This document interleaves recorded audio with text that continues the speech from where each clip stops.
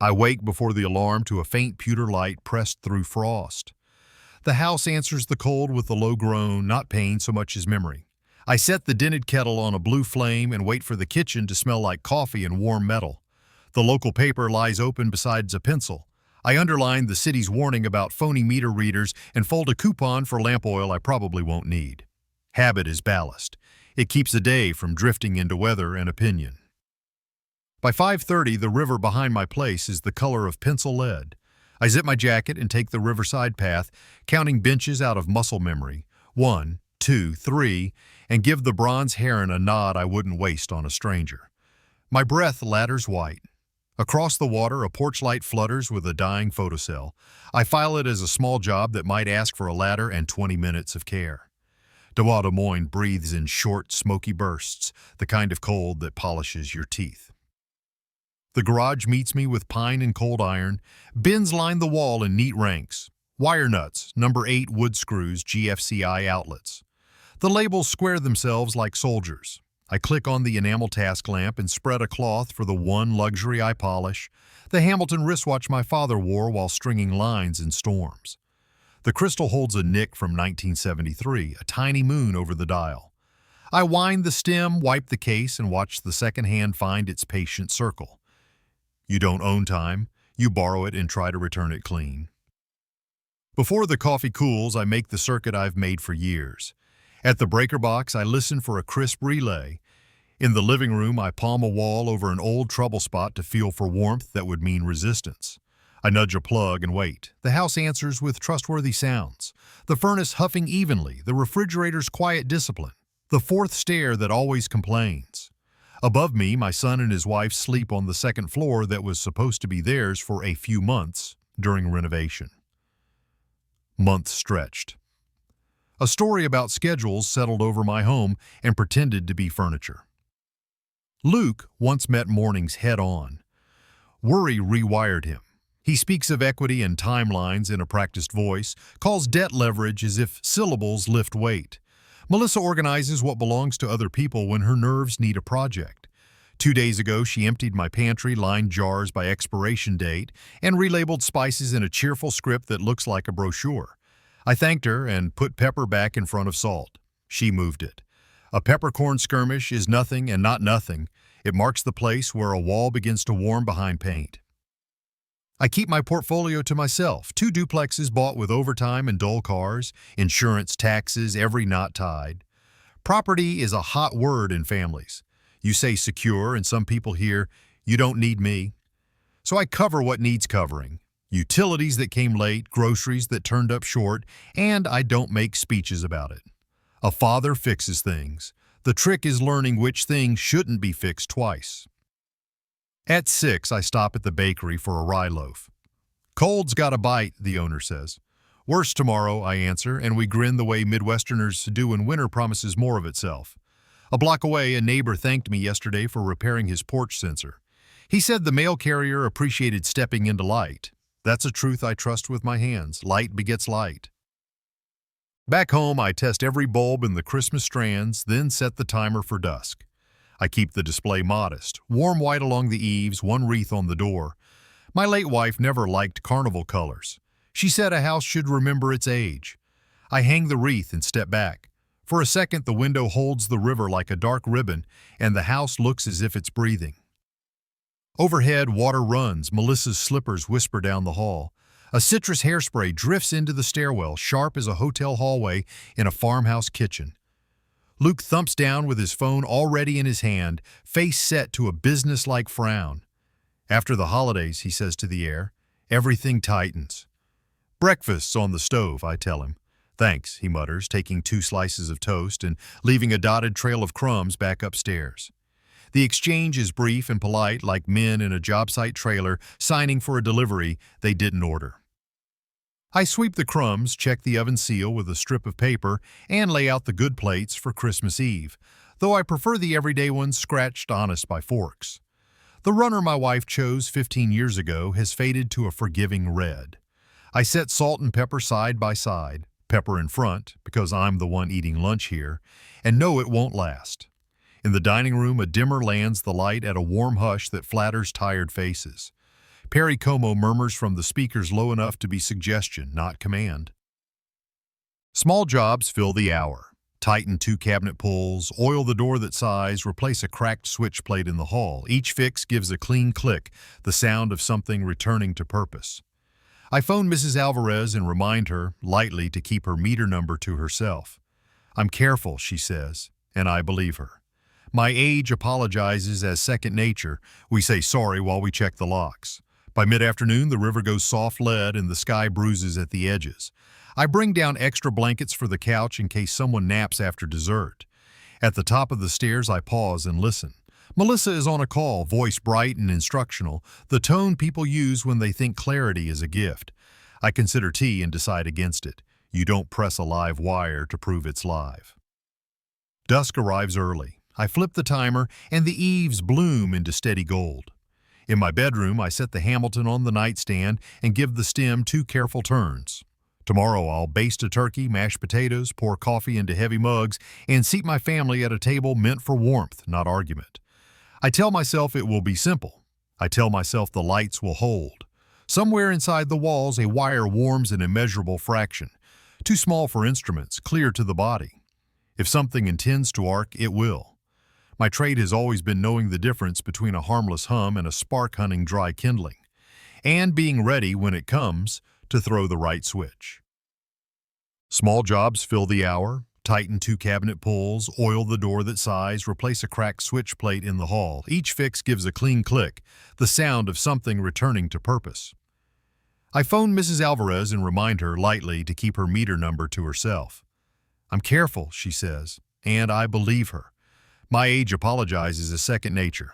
We say sorry while we check the locks. By mid-afternoon, the river goes soft lead and the sky bruises at the edges. I bring down extra blankets for the couch in case someone naps after dessert. At the top of the stairs, I pause and listen. Melissa is on a call, voice bright and instructional, the tone people use when they think clarity is a gift. I consider tea and decide against it. You don't press a live wire to prove it's live. Dusk arrives early.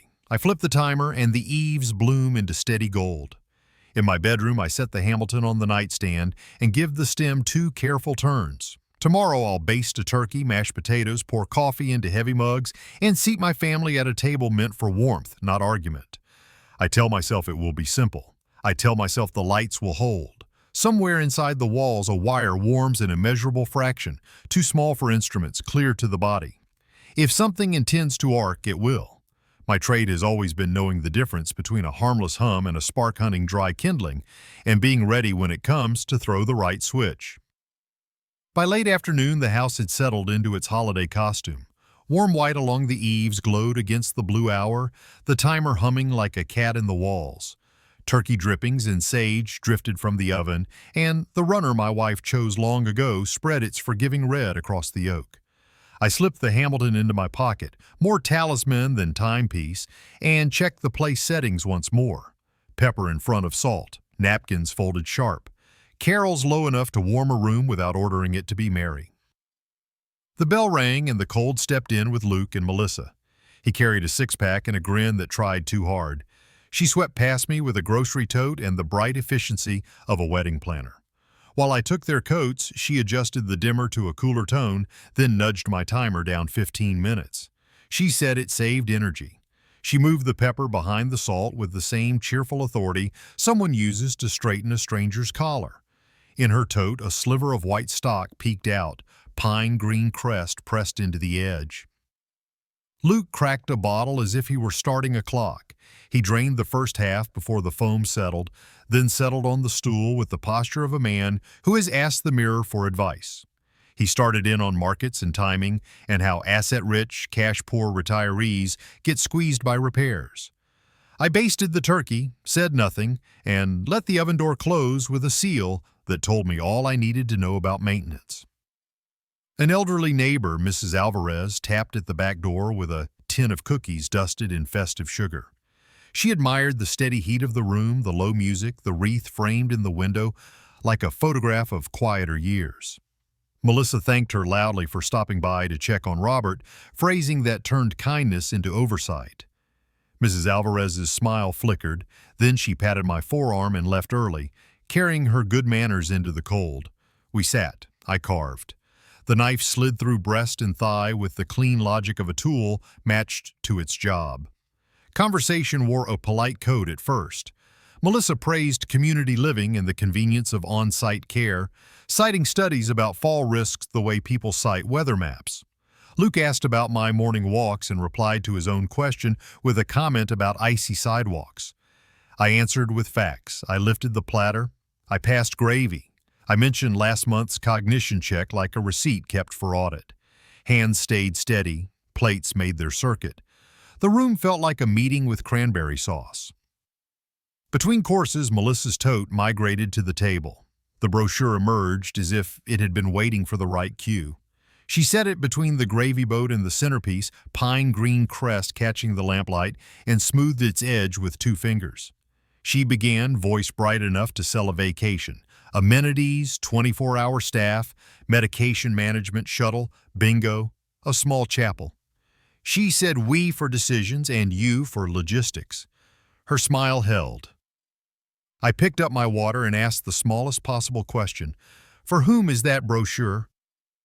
Melissa said it in the key of certainty. For you, of course.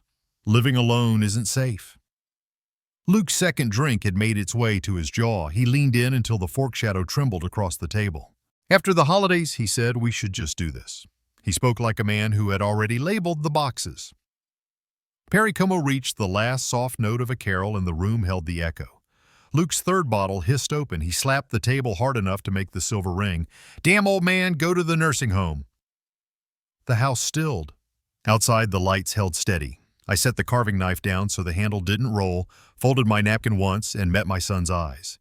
3 days from now, I said, calm as a breaker click, you'll be the one begging. The sentence turned the room a degree colder. Melissa recovered first, her smile tightening into a managerial line. She said I was being dramatic, that this was a new chapter, that everyone would feel better once things were efficient. Luke mumbled something about timelines and selling while the market's hot, a phrase that let the brochure admit its real job. I stood, offered pie, and served it. The knife found its mark through crust and pumpkin, and plates went out like a metronome keeping tempo in an amateur orchestra. Mrs. Alvarez had been right to leave early. The room no longer pretended to be a parlor. It had become a conference table where every fork learned to speak softly. When the pie thinned to smears of cinnamon, I stacked plates and excused myself to the sink. Hot water and dish soap can pass for mercy when words have become a liability. I rinsed methodically, each plate returning to neutral with a satisfying squeak. Through the doorway, I watched Melissa fold the brochure along its crease and tuck it into the tote like a document filed for later action. Luke stared at the eaves through the window, trying to find something wrong with their steady burn. They left with polite wishes and the remains of a side dish they had brought. The door closed on a ribbon of cold. The house exhaled.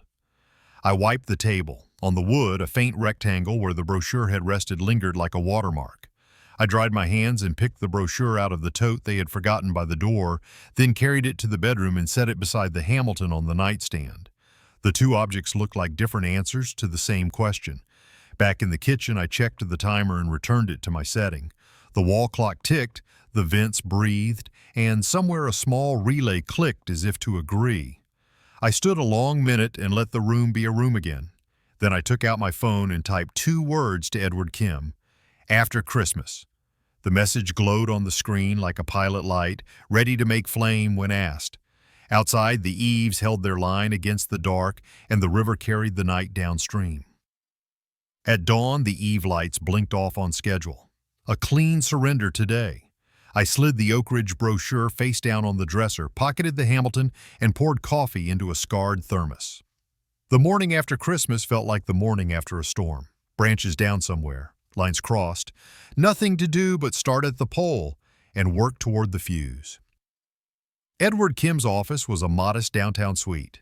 Diplomas, straight, a jade plant outgrowing its pot, a coffee machine with a tired cough.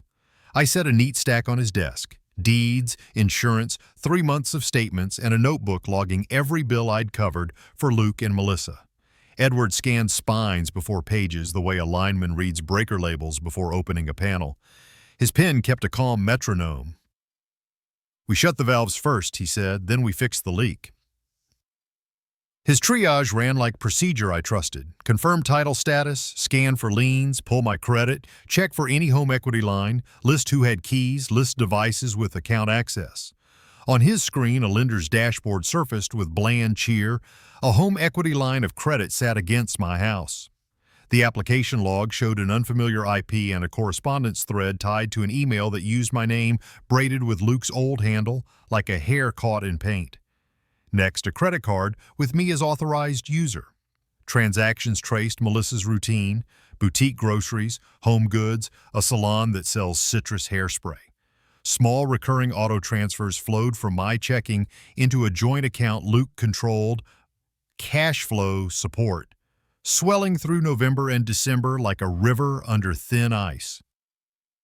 Anger sparked along thin copper. I kept it on the reel. Edward outlined a sequenced playbook. First, credit freezes at all 3 bureaus to block fresh pulls. Second, revoke the authorized user status and demand the issuer remove any liability tied to it. New card numbers for me. Third, an emergency dispute to the HELOC lender invoking fraud procedures and suspending advances pending investigation. Fourth, overhaul online banking. New passwords, hardware token 2-factor, purge unknown devices, change recovery emails. Fifth, cease every auto transfer and non-essential bill pay tied to Luke and Melissa. Sixth, occupancy action. A formal termination of permission to reside with a firm, vacate date. Rules against new guests, utility interference, or removal of my property. All keys returned. Seventh, evidence preservation. Print statements, export device logs, photograph valuables, inventory the safe. He slid templates toward me, signature tabs already flagged. Courier instruction said, today. Close the panel, I said. Then we talk. Calls became their own montage. Identity prompts, hold music from nowhere, reps reading scripts. One who actually listened.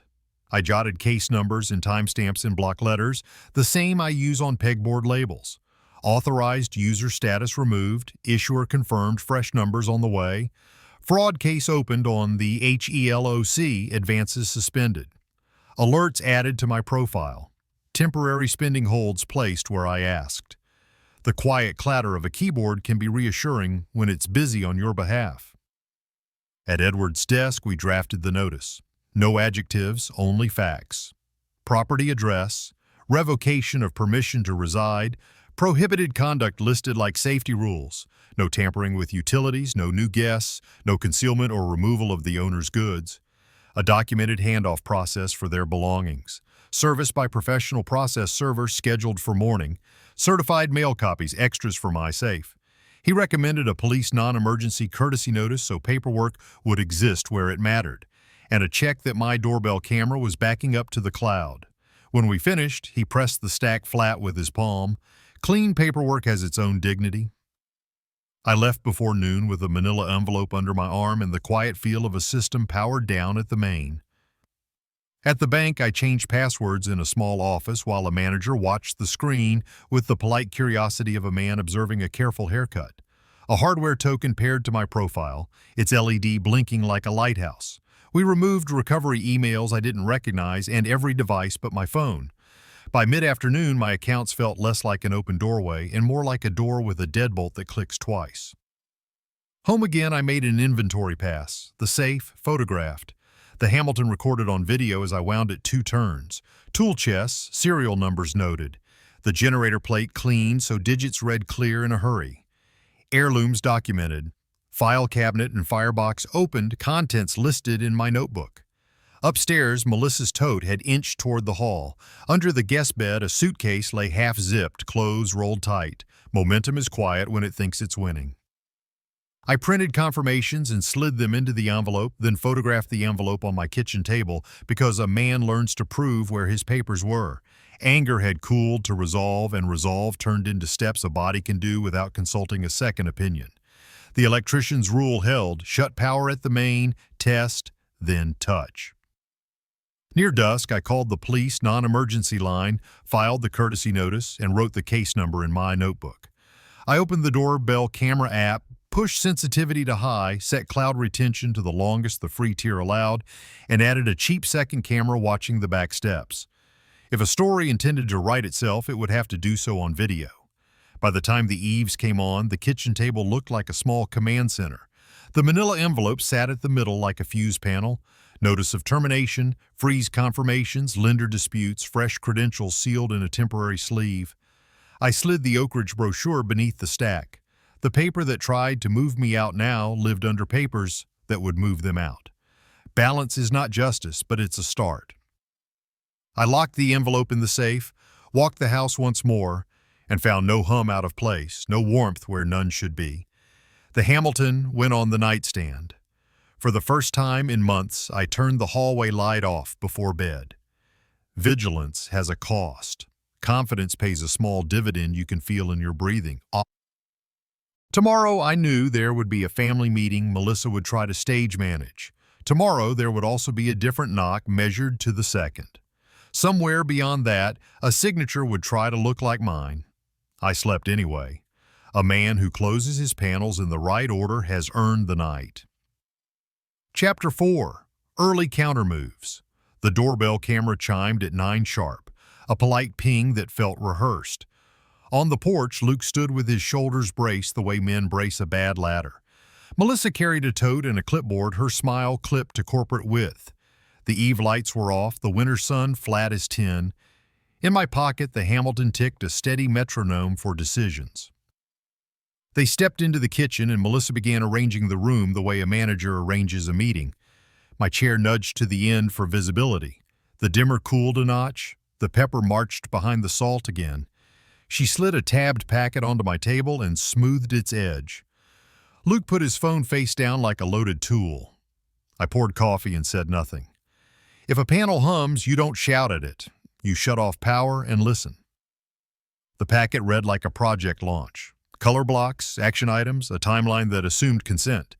I watched her run through bullet points about safety, convenience, and quality of life inside a facility I hadn't agreed to visit. Luke added a line about liquidity and the way these things get harder after spring. I let their words land and settle until the room cooled to ordinary air again. Then Melissa reached into her tote for a legal-size folder and produced a medical power of attorney naming herself as agent, my signature scrolled at the bottom like a forgery learning to walk. The date said 2 months ago. A clinic notary seal smudged one corner. She set the document between us as if it were a kindness she had finally found courage to share. I lifted it without hurry. The R on the signature lacked my loop. The driver's license number transposed 2 digits. In the witness box, a middle initial appeared that exists only inside Luke's old email handle, a tell he never learned to hide. I set the paper flat, took 2 photographs with my phone, front, back, then one of the seal at an angle. Melissa watched my hands. Luke watched the door. She offered a bright explanation. This just formalizes what we're already doing. I answered evenly. No, it formalizes what you're trying to do. I did not raise my voice. Evidence doesn't need volume to count. We didn't get farther. Another knock arrived mid-sentence, the gentle rap of someone trained to present themselves as help. A clinician stood on the porch in a winter parka with a badge on a lanyard and a leather bag that could have held any number of forms. She introduced herself as a geriatric nurse practitioner and said she was here for a brief capacity evaluation scheduled by family. I stepped outside and closed the door to half-latch behind me, keeping the home boundary intact. I requested ID and affiliation, read the card, and asked for the written basis of consent. She offered none. I declined entry without a court order, told her I maintained care with my own physician and would contact him for any needed assessment. Doorbell video recorded the exchange. She took it well, handed me her card, and left with a professional nod that suggested she recognized a line and didn't intend to cross it. Back inside, I put my phone on speaker and called Edward Kim. I described the document and texted the photos while his pen ran under the words I used. He gave me a checklist, send him everything for notary verification, sign a notarized revocation of any purported MPOA, book a same-day cognitive evaluation with my primary care physician, and a follow-on with neuropsych. Draft a cease and desist directing Luke and Melissa to stop misrepresenting authority and scheduling third parties. Notify the facility in writing that no placement decisions are authorized without my signed consent, and request their do not contact flag. His voice was calm, the tone you use when a live wire shows inside a wall. I printed the forms he emailed and set them by the door with my coat. The clinic hallway wore fluorescent quiet and holiday scrub tops. My physician of years greeted me with the small, familiar kindness people call by name when they're free to. He ran orientation tasks, memory, attention, a few lines of arithmetic, a clock I drew without hesitation. Balance check, med review, vitals. The work took less than an hour and more than enough care. He looked at me the way a good tradesman looks at a board he is planed to smooth. The note he printed and signed read, "Cognitively intact, blood pressure steady, no medical indication for assisted living." The receptionist stamped certified copies and promised to fax the letter to Edward within the hour. I paid at the window and asked for a receipt with time. Paper on paper is how you teach a story not to lie. While I drove home, the phone vibrated with Edward's update. The notary name on Melissa's document did not match any credentialed notary at the clinic. The seal looked wrong under magnification. He filed a police incident report. The number went into my notebook. When I pulled into the driveway, the process server was already parked at the curb, engine ticking in the cold. He handed formal service copies of the termination of permission to reside to Luke and Melissa at 5:10 p.m. The doorbell camera caught the handoff the moment Melissa's smile flattened to paper. Luke tried for a porch conversation. He shifted his weight the way a man does before lifting something he regrets. "You can't do this to family." I kept the storm door closed. Family is why I'm doing it carefully. Melissa rolled a small suitcase across the threshold line and tapped the handle with 2 fingers, a gesture that wanted to read as gentle. I pointed to the notice terms. "All removal scheduled with me present. No entry today. The camera is recording. My property stays where it is." Luke stared at the lens and discovered it had no face to argue with. Night gathered early. I uploaded clips, printed the clinic letter, signed the revocation and cease and desist, scanned them to encrypted storage, and filed originals in the safe.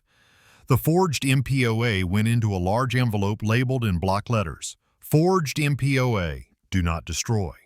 I photographed the kitchen as I left it. Pepper behind, salt documented, at last not as a grievance but as a record of small, uninvited changes that add up to a picture.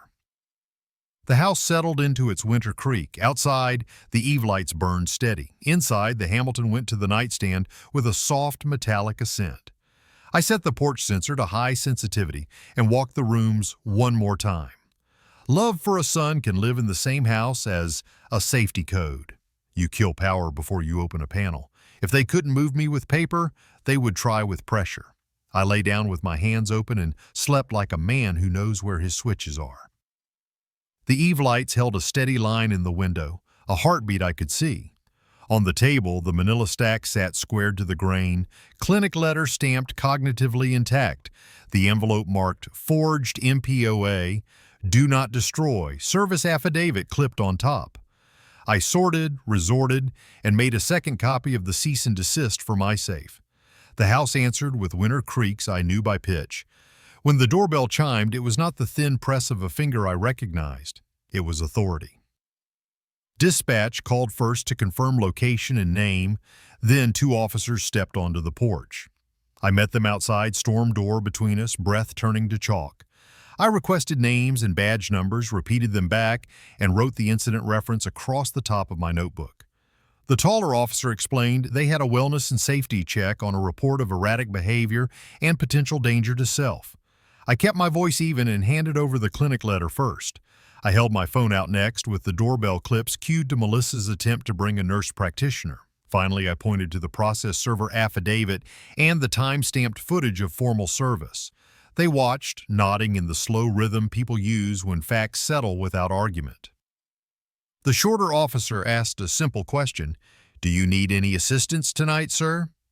I shook my head. "No, thank you. I'm fine. And I have counsel." They looked past me, not into the house, just over my shoulder, like men checking a sky that might turn. I said on their body cams that I declined any third-party capacity exam without counsel present and that I felt safe in my home. It was the truth, recorded twice. When they left, the cold folded back around the porch.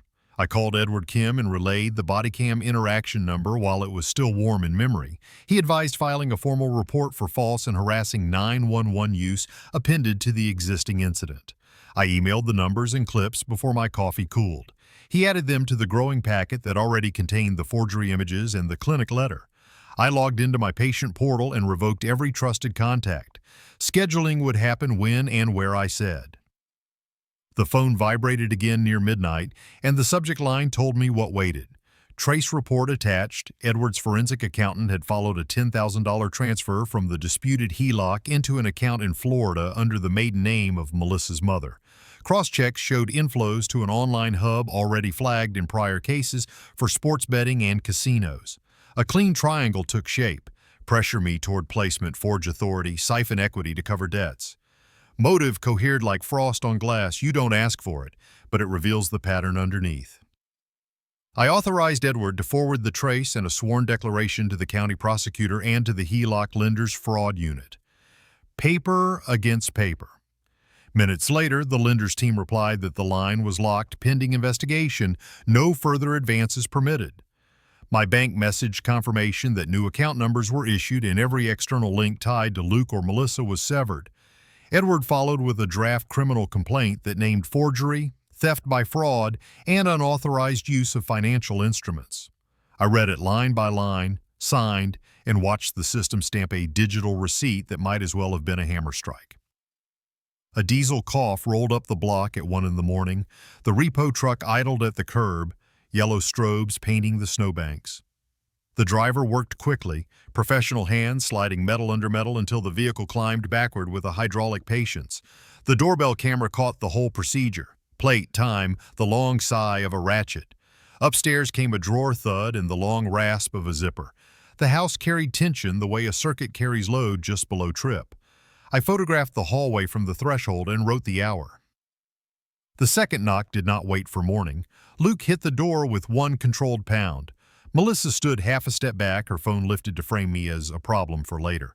I kept the storm door closed and read the notice. No entry tonight, removals by appointment, my property off limits. The camera was recording, the process server affidavit was posted. Luke pressed his hand to the glass like a man steadying himself on a bus. You're ruining us. I kept my voice level. Choices have consequences. Follow the notice. Melissa's mouth made a line. She dragged the suitcase 1 inch over the threshold seam and stopped when I pointed to the text that forbids removal without schedule and witness. They left with the kind of silence that grows teeth in the dark. Back at the table, I set the phone to Do Not Disturb with emergency bypass for Edward and for the police desk. I moved a sealed Go folder into the safe's front slot. IDs, deeds, clinic letter, attorney contacts, a list of current case numbers. I typed a short victim statement from the beginning. Brochure dinner, forged MPOA, wellness ambush, HELOC trace, and printed 2 copies. One went into the safe, one sat on the table for the morning call to the prosecutor's office. My shoulders ached the way they used to after a long day on ladders. Hands steady, not shaking, the same grip you use when the tester leads are live and you wait for a read before you move. Grief stood quietly in the next room. It could wait. Discipline first, drama later, if at all. I thought about Luke at 10, the way he'd begged to hold the flashlight just right, hungry to be useful. Love for a son and the obligation to refuse harm can live in the same chest. It isn't a contradiction, it's a code. Toward dawn, the repo grooves in the snow made 2 dark lines along the curb, tracks a child could follow with a finger. The river took on its pewter edge again. On the table lay 3 sheets that changed the angle of the fight. My signed complaint, the lender's lock confirmation, the Florida trace.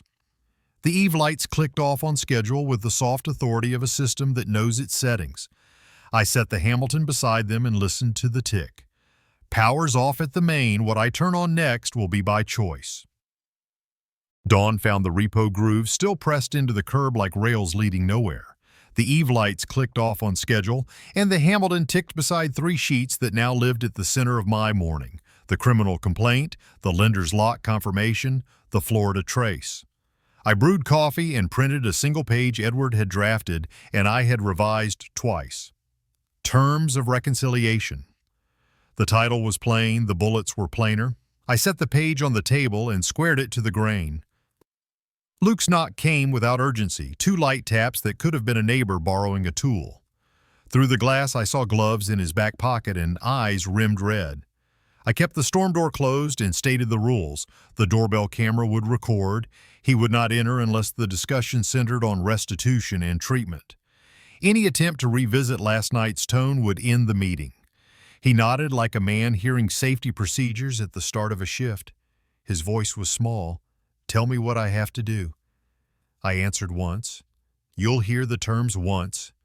Then you'll choose." At the table I sat him opposite, pepper in front of salt, and I let it sit there.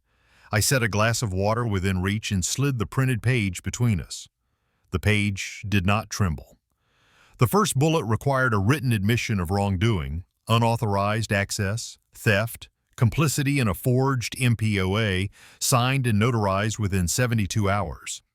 The second required an immediate separation from Melissa for the duration of the investigation and a willingness to cooperate if law enforcement asked. The third required treatment and accountability, enrollment in a GA-adjacent family program and individual counseling for codependency with weekly proof of attendance for 12 months. The fourth required restitution, repayment of bank withdrawals, value of pawned items, and any HELOC draws traceable to him in installments enforced by wage assignment, first payment due in 30 days. The fifth required verifiable work and 200 hours of community service at Grace Lutheran or a court-designated equivalent.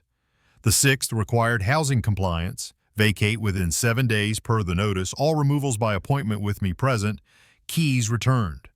The seventh established ongoing boundaries, no access to my finances, accounts, mail, or property, no borrowing, all requests through counsel. The eighth offered conditional leniency. If he completed 1 through 7, I would recommend leniency to the prosecutor and court. I would not withdraw complaints. He read without interrupting. I watched his eyes track the lines, stall at certain verbs, move again. The house held its winter creak. When he reached the bottom, he exhaled through his nose, a quiet leak of air. "Does this mean you?" He stopped. I gave him the rest. "It means you choose a path. Not words, steps." I laid out what the Florida trace implied. $10,000 from the disputed HELOC had flowed to an account in the maiden name of Melissa's mother and then on to an online betting hub already flagged in prior cases. Pressure for a facility, forged authority, siphoned equity, 3 sides of the same triangle. I kept the tone matter of fact. Questions came next, pointed but not charged. Who opened the HELOC? Who typed my information? Who carried what to the pawn shop? Who sold the Hamilton-adjacent pieces I still couldn't say out loud without feeling the nick of 1973 inside my chest? He admitted what he could stand to say. He forwarded documents when Melissa asked, he said. He signed where she told him a family agent could sign. He looked away in the pawn shop because the clerk's fluorescent lights made him nauseous. He said he had been scared of her debts, of being abandoned, of telling me, and being cut off. Fear is a reason, not a rescue. I acknowledged it without letting it dilute responsibility. Love is not a solvent for crime. It will not dissolve what needs to be repaired with tools and time. He asked the only question that mattered to him. If I do this, do you still call me your son? I didn't look away. I'll stand up in court and tell them you're doing the hard things. I won't lie to make it easier. You earned the word back by keeping the terms. He nodded and blinked hard, and I realized we had both been holding our breath for different storms. He signed the page. I photographed the signature with a timestamp and handed him a copy. From a folder, I slid across an appointment card with 3 lines. Intake at a counseling center Edward had prearranged, the time and address of the first GA family meeting, and the contact at Grace Lutheran who coordinates community service schedules. We put 2 pickup windows on the calendar, tomorrow afternoon and the day after, 2 hours each, supervised with a checklist. I opened my notebook and logged the times, then set a temporary guest pin on the smart lock that would work only within those windows. The cameras would auto-bookmark events. Friction isn't cruelty, it's safety. I texted Edward a photo of the signed terms. He replied with notary availability that afternoon and a draft stipulation for wage assignment, plus template letters Luke would send to lenders and insurers acknowledging responsibility and authorizing repayment schedules. I emailed the prosecutor's office a conditional leniency statement to be filed only when compliance milestones were documented. Paper followed paper, not to bury a man but to build the scaffold he would climb. Before he left, I reminded him about the 7-day vacate. He asked if he could keep the upstairs key until the second pickup. I shook my head and pointed to the line that required immediate return. He set the key on the table without argument. The sound was smaller than I expected, a click without echo. He stood and glanced at the salt and pepper, then let them be. It was a small restraint, and it registered. On the porch he hesitated as if a different life might be parked out front if he waited. No car waited. The tracks in the snow led away like rails out of a cul-de-sac. He tucked the page into his jacket and said he would try. I answered what mattered. Trying starts today, not someday. When the door shut, the house returned to itself. I placed the signed terms beside the Hamilton and set a 72-hour timer on my phone. The Go folder stayed in the safe's front slot. I emailed Grace Lutheran to confirm their volunteer intake and copied Edward. I printed a cover sheet for the restitution ledger I would keep like any job log. Date, amount, source, confirmation number. If he did the work, the numbers would tell their own story. The light thinned by mid-afternoon, but it thinned honestly. I walked a last lap through the rooms, listening for anything that didn't belong. Nothing hummed out of place. In the kitchen, I poured another cup and let the steam rise. Fatherhood, I decided, wasn't bailing water faster than someone else drilled holes. It was setting a spec, holding the line, and offering a clean path to code compliant. Boundaries, truth, conditional advocacy. He would either wire himself to them or feel the trip. Sunset put a pale rim on the river. The timer on my phone glowed its quiet countdown. The house kept its quiet. I set the signed page under a paperweight and turned the porch light to dusk to dawn, steady, warm, sufficient. Some circuits you energize only after you're sure every ground is solid. This one would live or fail by the hands that chose to touch it. The repo grooves were still pressed into the snow when the first pickup window opened. I set the ledger on the kitchen table beside the signed terms and propped my phone against a coffee mug, camera aimed at the hallway like a body cam that didn't blink. At the exact hour the temporary pin activated, the lock clicked, and Luke stepped in empty-handed but for a folded checklist. He kept his eyes on the floorboards until I pointed him toward the guest room. We had 2 hours. At the 1-hour mark, we would stop for inventory. I said it once and wrote it again on the clipboard. He nodded, said only, "Understood," and began filling boxes labeled clothes, tools, documents. I stood at the threshold, not inside, not outside, and watched the small choices. He reached for a framed photo, a fishing trip when he was 10, and hesitated. The frame was mine, the photograph ours. He placed it back without prompting. His hand shook when he wrapped a worn college hoodie. Every 10 minutes I marked time and item counts, and when the hour sounded on the Hamilton, we paused. I compared the list to what sat on the bed, lifted a toolbox to feel for unexpected weight, and checked for my etched initials on pliers and chisels. Boundaries live in the boring. The boring keeps people safe. By mid-afternoon we drove, separately, to Grace Lutheran for his community service intake. The fellowship hall smelled like floor polish and winter boots. Pastor Dahl, a former contractor with forearms like leveled lumber, slid a schedule across the table. Pantry shelving on Tuesdays, snow shoveling for seniors after storms, Saturday repair days. He wrote 200 hours at the top and underlined it once. No special treatment. Show up, suit up. I stood back and let Luke own the conversation. He signed the volunteer liability form and read the safety rules in a low voice, as if repetition might make the words stick. I signed as witness and put the church's number into my phone. Paper began to land in neat clicks. The county prosecutor acknowledged my criminal complaint, case number assigned, charges referenced, forgery, theft by fraud, unauthorized financial use. The lender sent a formal letter stating the HELOC was locked. Preliminary findings supported my dispute and shifted civil exposure toward the applicants.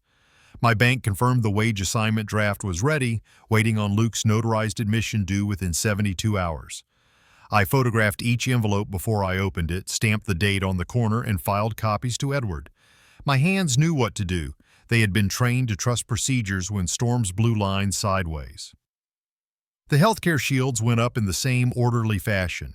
My physician's letter, cognitively intact, appeared in my patient portal. Oak Ridge Manor placed a do not contact flag on my name after Edward's notice. He filed the revocation of any MPOA with county records and couriered certified copies. One for the safe, one for my wallet behind the driver's license, a card I never thought I'd carry. At the second pickup window, Melissa did not appear. Luke texted that she was staying with a friend and would coordinate through counsel. We finished the inventory without hurry. He handed back his last key while the camera watched. I deleted the guest pin and tested the lock myself because habits only work when you let them work. When the door shut behind him, a faint citrus note that had lived in the stairwell for months dissolved. The house's baseline returned. Winter air, old pine, the clean smell of hot dust in vents. Luke surprised me by beating the deadline. Within 48 hours, he handed me a stamped, notarized admission of wrongdoing. He didn't embellish it, he didn't bargain, he signed. I photographed the page with the Hamilton for timestamp, scanned it to Edward, and logged it in the ledger as item A001. That afternoon, a cashier's check arrived for the first restitution payment, memo line referencing ledger number 001. I wrote the confirmation number like a man measuring twice. Grace Lutheran emailed to say Luke had completed his first 6 hours and showed up early. I let the line rest on the screen longer than necessary and closed the message only when I felt my breath even out. Then the air shifted again. Edward called with a different tone. A narcotics diversion task force had contacted his office. Melissa's name appeared in a clinic audit for irregularities in controlled substance reconciliation. A cross-state data match aligned the Florida recipient, the online betting hub, and recent travel. Local police noted she missed an interview and was now location unknown. The instruction was simple: avoid contact, forward any messages to counsel, enable unknown caller auto record. I changed my phone settings and wrote the case numbers on a fresh page in the notebook. Some fights widen on their own. You don't follow them into rooms you don't control. Public fallout came quiet and coded. A neighbor asked if everything was all right up there, the way Midwesterners ask without asking. I said it was a family matter handled through counsel. The toe scar in the snow drew a few looks that pretended to be glances. Luke carpooled to service shifts. I did not offer rides. Boundaries honored themselves when I didn't break them. At night, the house seemed bigger than it had a week ago, the way rooms feel after you move heavy furniture. Order returned, so did a certain kind of loneliness. No one relocated the pepper behind the salt now. No one rearranged labels or cooled the dimmer. The quiet was not punishment, but it made its own sound. I kept the Hamilton wound, the ledger lines straight, the coffee strong. Discipline remained the bridge I could walk when other bridges had burned at both ends. 6 weeks put a pale crust on the river and then thawed it. The calendar filled with dates and checks. Luke logged 76 service hours, 4 GA family meetings, 2 counseling receipts uploaded to a shared folder, 3 restitution payments posted as ledger number 001 through 003. He texted screenshots of time cards without being asked. The prosecutor scheduled an arraignment. Edward drafted a proposal for probation with restitution contingent on continued compliance and clean attendance records. The federal thread remained taut. Melissa was still at large. The task force asked us to preserve any digital traces. I exported phone logs monthly to an encrypted drive and filed a paper printout because paper has a way of surviving when batteries do not. Neighbors stopped asking. The holiday displays came down. The repo grooves faded into the curb like a bruise healing. On a Saturday at Grace Lutheran, I watched Luke reinstall an outlet under Pastor Dahl's supervision. He cut the power, verified, stripped clean, set the device, torqued the screws even, and tested. Voltage read true. He stepped back without waiting for praise. The motion was small and correct, and I recognized in it the first movement of a man rewiring himself to code. That evening, I closed the ledger and slid it under the paperweight with the signed terms, 3 payment receipts, and a church service log. The house breathed its winter breath. Outside, a thin snowfall hushed the block. I stood at the window long enough to see the eave lights take and hold, steady as a rule kept on purpose. Consequences had landed. Now came the work that keeps them from landing again.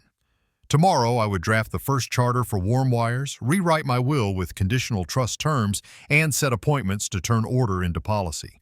The Hamilton ticked against the glass. I set it down and let the night hold. Mid-February thinned the frost on the river to a gray lace. I pared the kitchen table down to essentials: the signed terms, the restitution ledger with 3 entries, the church service log, and a fresh yellow pad with a title I wrote in block print: Warm Wires, Charter. The Hamilton ticked to my left like a metronome for policy. I had learned my lesson about promises made in warm rooms and broken in cold parking lots. From now on, we would run on code, not sentiment. Edward's conference room smelled faintly of toner and winter wool. His paralegal laid out neat stacks, and a notary sat at the end with her seal like a Saul patient hammer. We reviewed revisions to my will and the structure of a revocable living trust with a conditional subtrust for Luke. Funds would unlock only when milestones were verified, restitution paid, treatment attended, steady employment documented. The trust wore a spendthrift clause so dollars couldn't vanish into a bright weekend, a no-contact clause named Melissa explicitly. Grace Lutheran's treasurer stood as successor trustee if Edward and I were both down. We flagged 3 pages for signature at week's end, then moved to the thing I wanted more than a tidy estate, a way to turn heat into light for someone else. Warm Wires would be small, fast, and banal on purpose. The mission fit on a postcard. Porch lights that work, GFCIS where water is, handrails you can trust at 3 in the morning. Grants would buy parts, vetted volunteers would do the work. The governance would be a triangle: me, Pastor Dahl, and an electrician from the Union Hall who could sniff a bad connection from the doorway. 2-visit protocol, assessment, and install kept us honest. Liability waivers, photo documentation, and a plain spreadsheet that listed dollars and devices without names. We opened a donor-advised fund and I seeded it from a taxable account that had sat too long like a coil of wire waiting for a job. Luke asked if some service hours could run through Warm Wires. I said only under pastor's supervision and with my torque wrench in my hand. Our first request came from Mrs. Alvarez, a tripping GFCI near her sink. Luke killed power, tested, swapped the device, torqued the screws, and labeled the plate. I watched and spoke only when he reached for the tape before the test. "Verify first," I said. He nodded and did. The second job was a stair rail for a veteran down the block. We overbuilt it by a hair, lag bolts into studs, 3-inch spacing, no flex. When we finished, the man ran his hand along the grain and said he could feel his house standing up straighter. The courthouse smells like varnish and old paper, a museum for decisions. The clock above the double doors runs a minute slow, as if time here resists being on time. I sit behind counsel with my manila folder labeled Court, Luke and the tabs I've been rehearsing: arraignment, plea, restitution, service logs, letters. The Hamilton in my pocket keeps honest time against the court's delay, 2 beats I've learned to reconcile. Luke enters in a plain suit that looks borrowed from yesterday's man, shoulders squared, palms open. He nods to Edward and does not search the room for me. That reads as restraint, and restraint is currency. The bailiff calls the case with a cadence that has worn smooth from use. Charges are read: forgery, theft by fraud, unauthorized use of financial instruments, and each word lands like a tool on a bench. On Edward's advice, Luke waives a preliminary hearing and signals intent to negotiate a plea consistent with the terms he signed at my table. The judge marks the record with a pen that clicks too loudly in the quiet. When the clerk calls for materials, I step to the rail and hand over my victim impact statement. It is 1 page, single-spaced, built for clarity, not drama. Safety, dignity, and documented compliance to date. I ask the court to prioritize restitution and supervision over incarceration.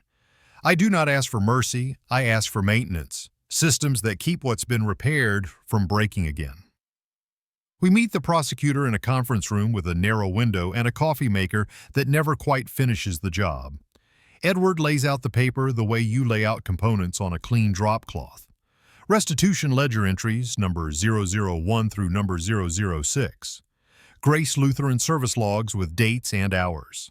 Counseling and GA family attendance proofs, notarized admission, lender letter confirming the EHELOC lock, and the Florida trace summary that stitched motive together without a single adjective. The prosecutor is brisk and not unkind. We talk contours, not excuses. A plea to reduced counts in exchange for probation with restitution, 200 additional service hours, verified treatment, and a no-contact order regarding Melissa. There is a conditional carrot after 36 months of clean compliance, eligibility to petition for record relief, not automatic, not promised, just possible if the line stays straight. On the elevator down, my phone buzzes with Edward's name and a new case number. The federal thread has found its knot. Melissa detained in Georgia during a traffic stop, a federal warrant executed, clinic audit evidence impounded. The task force flags me as potential victim/witness and instructs me to forward any contact attempts. I feel relief without gloating because gloating is heat and heat warps fittings. The system can handle her consequences. My job remains what it has been. Keep my own circuits to code. Sentencing day arrives with the same 1-minute slow clock. Before court, I print a 1-page letter to the judge. I reiterate boundaries that protect victims, acknowledge Luke's documented work, and request a sentence that enforces accountability while permitting repair.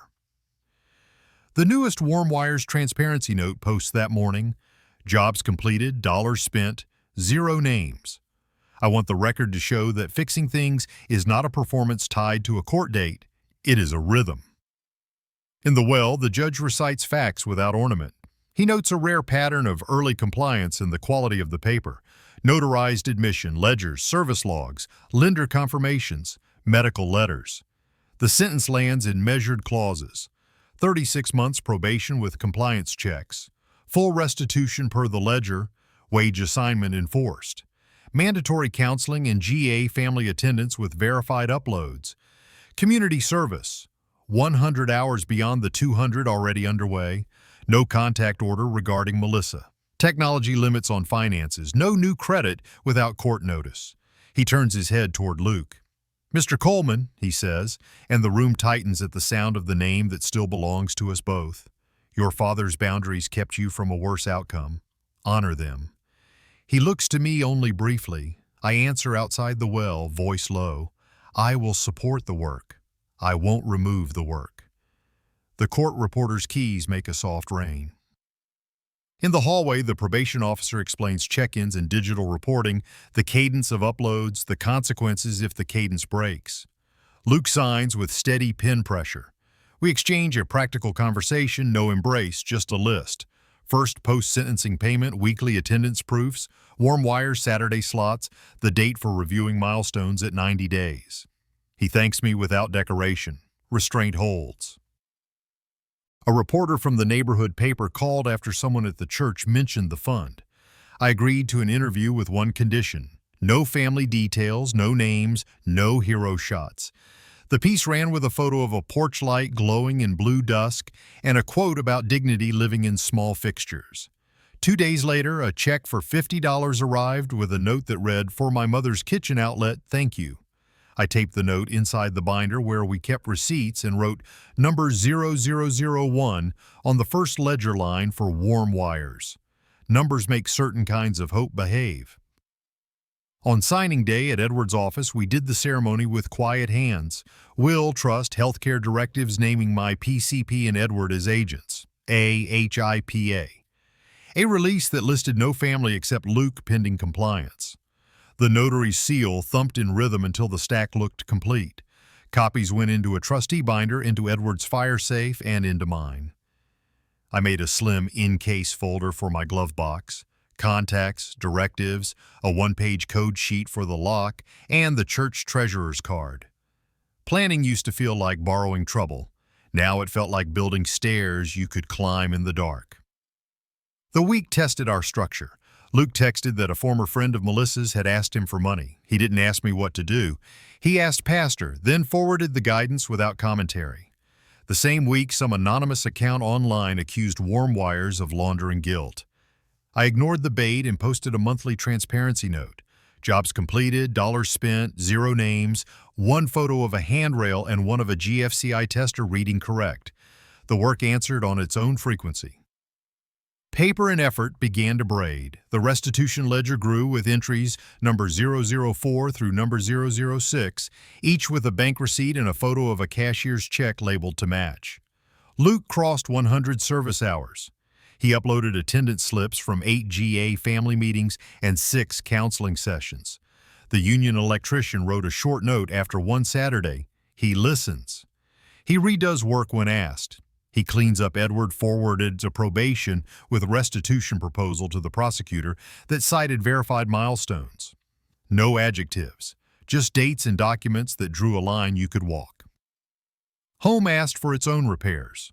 I reinstalled the pantry labels in my block print, Pepper in front and staying there. I repainted the scuffed stair rail with slow strokes and oiled the 4th tread until its complaint softened to a reasonable opinion. The upstairs was fully cleared now. I stood in the doorway listening to the quiet the way a man listens to a panel after he has tightened every lug. I carried my wife's runner back to centerline and knelt to smooth the edge. A house doesn't forgive you, but it will meet you halfway if you meet it with work. Late March brought Luke to the porch with a receipt for installment number 006 and a photo on his phone of a warm wires job he led while Pastor watched. He didn't ask for money. He asked if he could keep serving after his required hours ended. Yes, I said, under the same conditions that built this bridge: sobriety, service, restitution. He nodded and without comment set the paper on the table square to the grain. He noticed the salt and pepper and moved nothing. The restraint was becoming muscle. I filed the month's transparency note that night. Warm wires showed 6 homes completed, 12 rails, 9 GFCIs, 4 porch lights, 0 names. The trust binder sat at my elbow with tabs that felt like switches. The restitution ledger rested at number 006. The church service log listed a handful of seniors who had shoveled sidewalks after the last storm with Luke's help. I did not imagine the future as a clean ribbon pulled straight. I pictured it as a conduit we had run together, strapped to studs, grounded, tested, left with the box cover tight. On the window, evening gathered and softened the street. I checked the porch sensor, new from a donation last week, and watched it take dusk and hold. The Hamilton's tick cut through the quiet at a rate I could live by. We had not returned to what was, and I no longer wanted to. We had wired something new that held its load without warming the wall. Court would come soon with its sentence and its public reconciliations. When it did, we would meet it with the same tools we had used here: code, paper, witnesses, the steady work of hands that refuse shortcuts. I set the binder back on the shelf and turned the kitchen light down a single notch. The room looked like a room again, useful, honest, sufficient. Somewhere a heater cycled and stopped on a clean relay. I finished the day's entry in the warm wires ledger and closed it with my palm. The page felt warm from the lamp and the heat of what we had built. Then I wound the Hamilton 2 turns, set it beside the trust binder, and let the house keep watch. The lender's final fraud determination arrives a week later in a clean envelope. I am not liable. The HELOC remains permanently closed. Documentation archived. My bank sends a restoration letter to the credit bureaus and the numbers that matter begin to calm. In the neighborhood, questions move from faces to sidewalks, then disappear. A short item in the local paper profiles warm wires growth, 12 rails, 9 GFCIs, 4 porch lights and counting. No mention of my family. Donations tick upward after sentencing. People prefer fix over gossip when given the option. At home, I replace a hairline cracked outlet cover in the hall, the last cosmetic flaw left from months of stress. The new plate sits flush. The screws line horizontal. The pantry labels hold. Pepper remains in front of salt and stays there, as if that had always been the order. The 4th tread gives a small, acceptable sigh at night, a sound I can live with. I wind the Hamilton 2 turns, time borrowed and returned clean, and listen for the house to speak you back. It does so in the grammar I trust. Quiet, level, enough. Then the final loops close on paper. I file the sentencing order behind the restitution tab and add payment number 007 to the ledger the same afternoon, because momentum is a tool and tools should not sit idle. Grace Lutheran sends a midterm note. Luke has crossed 150 service hours, post-arraignment, still punctual, still quiet. I draft a conditional support letter for Luke's probation file. It is tight and factual. I will attest to verified progress. I will not advocate for shortcuts. The letter lives in the folder with the others, bound to dates and signatures instead of adjectives. In the evening, I step onto a porch that wears a new rail from a recent warm wires install. Across the street, a widow's light clicks on with a sound we earned. On my table, the sentencing order, the restoration letter, and the latest transparency page. Beside them sits the trust binder, tabs waiting for the next maintenance task, and my notebook open to a fresh page titled What Stays On. Some items I write without thinking: doorbell cameras, credit freezes, the do not contact flag that now lives in more than one system. Others I add because experience has taught me where a home's dignity rests. Labels that match contents, timers that hold through storms, a runner centered exactly where a foot expects it in the dark. Justice set the boundaries. Work will keep them. The rest is maintenance. Checks, confirmations, small corrections made before wires heat and walls remember. I close the notebook and lay my hand over the cover until the paper warms. The Hamilton ticks a steady measure. Outside, the street quiets like a circuit that has found equilibrium. Inside, the house holds its order without asking for applause. Tomorrow I'll make coffee, review the ledger, and return 2 calls for warm wires. There is a porch light 3 blocks over that needs to be what it says it is, and a handrail that will keep someone upright when no one is watching. That's the ending I can live with, the kind that stays on. Rain beaded the porch rail like a row of tiny levels finding true. Inside, the house breathed even, the kind of quiet that comes after you've tightened what rattled and labeled what needed a name. On the table, the trust binder sat closed, warm wires ledger balanced, restitution ledger current through number 007. The Hamilton ticked on my wrist, 2 wins that always feel like a promise kept, a single sticky note weighted by my pen. What stays on?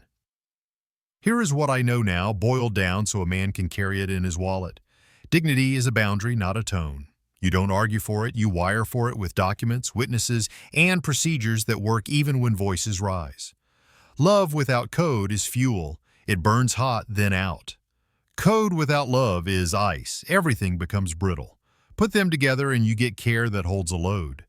Document the ordinary, photos of rooms, timestamps on messages, small receipts that outvote loud opinions. Ask for help early, but choose helpers with clipboards, not megaphones, an attorney, a doctor, a pastor, or neutral third party.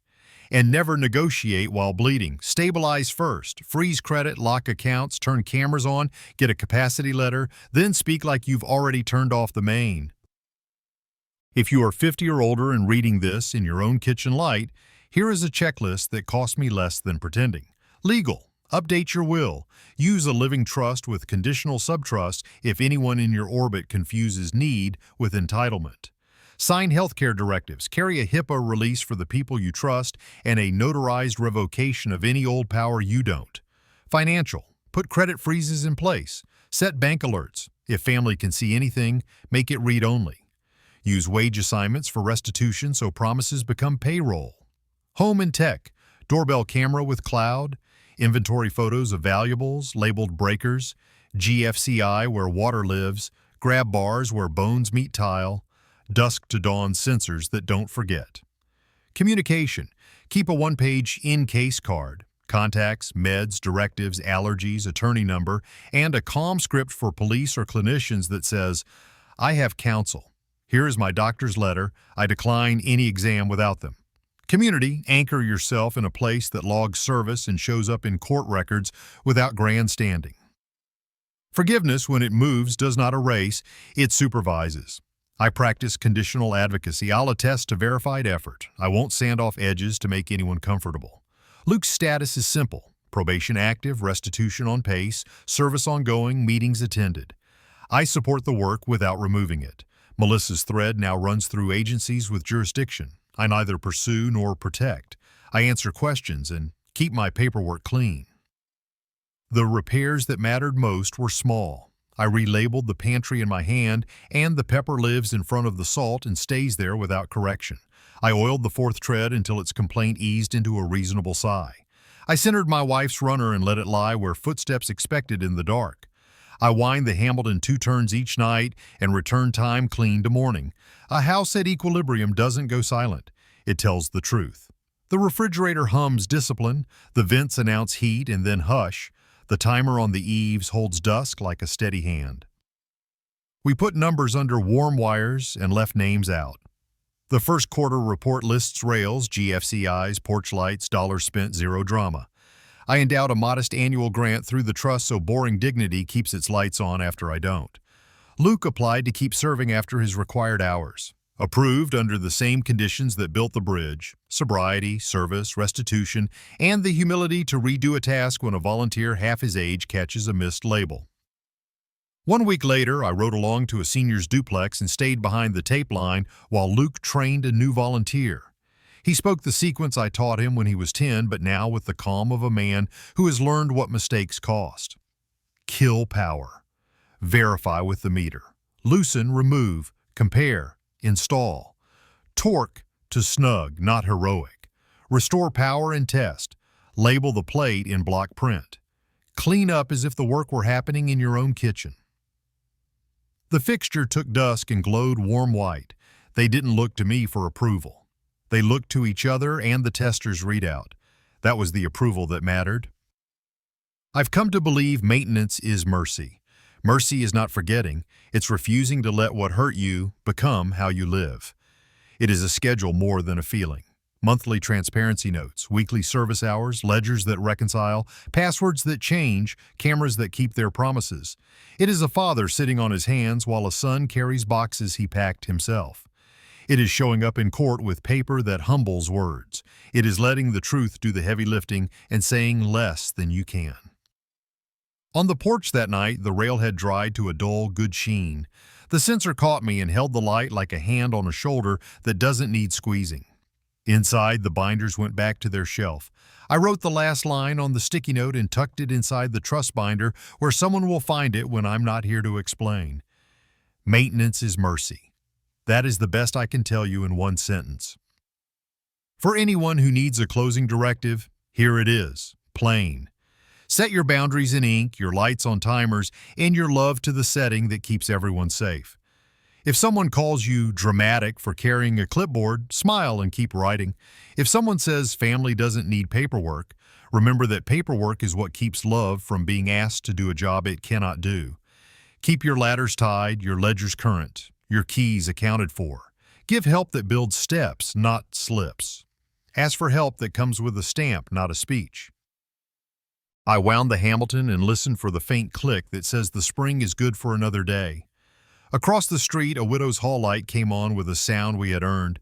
The house took a slow breath and settled. The circuits held. The rest was maintenance. In the end, repair looked less like triumph and more like rhythm. Small acts done on time, papers in order, promises kept even when no one is watching. Justice set the boundaries. Work kept them.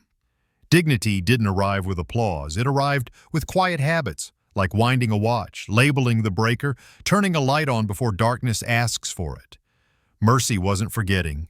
It was maintenance. Steady, verifiable, shared. When truth stands on its own feet, noise loses its job. We don't return to what was, we wire what's next so it holds. And if the world tests the circuit, let it. Confidence is knowing which switch to flip and when to stand still and let the timer click. If this story spoke to you, I'd be grateful for your thoughts. Drop a comment with what stayed with you and share it with someone who might need a clear light. If you want more true-to-life stories about resilience, subscribe and turn on notifications so the next chapter finds you right on time.